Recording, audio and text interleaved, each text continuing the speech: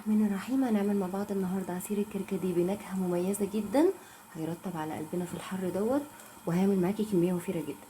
الكيلو بيعمل 8 لتر او 10 لتر. انا جايبه ربع كيلو وماليه اكبر حله عندي اللي هي فيها حوالي 3 لتر ميه. شطفه طبعا الكركديه من التراب شطفتين كده تحت الحنفيه، وهحطه على النار لحد ما ياخد غلوتين 3 كده محترمين. دي هحط السكر علشان اضمن ان هو هيدوب معايا، لان الكركديه مش سهل ان انتوا تدوبوا فيه. طبعا السكر حسب الرغبه. اللي معايا وخرط تمام التمام. انا عايزه اقول لكم بس اصحح المعلومه، في الاول الفيديو قلت 8 لتر. 8 لتر مركزين، انتوا تقدروا تخففوه لحد 15 لتر، ده لو بالنسبه للكيلو. اما بالنسبه للربع فانا قلت لكم 3 لتر ميه، وهحط قصاده كمان لتر ميه او تلج.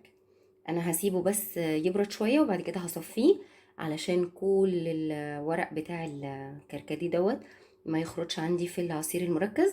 كده هقول لكم على تركايه هتودي الكركديه في حته تانية خالص. فيته بالمصفى. التركايه بقى هجيب باكو جيلي فراوله، هحطه. طبعا لو هتزودوا كميه الكركديه لو على كيلو هتحطوا 2 باكت، انا هحط باكت واحد.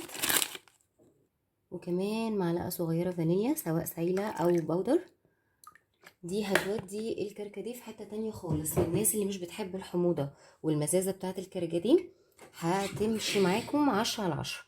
طبعا انا مظبطة السكر، هسيبه يبرد وبعد كده احطه في الازايز ويبقى جاهز على التقديم والشرب. مع التلج هيبقى تحفة بجد. جربوا الوصفة دي هتعجبكم جدا جدا. ممكن كمان لو مش حابين تحطوا جيلي فراولة او مش متاح، ممكن تحطوا شربات فراولة او روح فراولة. هتفرق معاكم جامد قوي في الطعم وفي كمان المزازه بتاعته للناس اللي مش بتحب المزازه دي.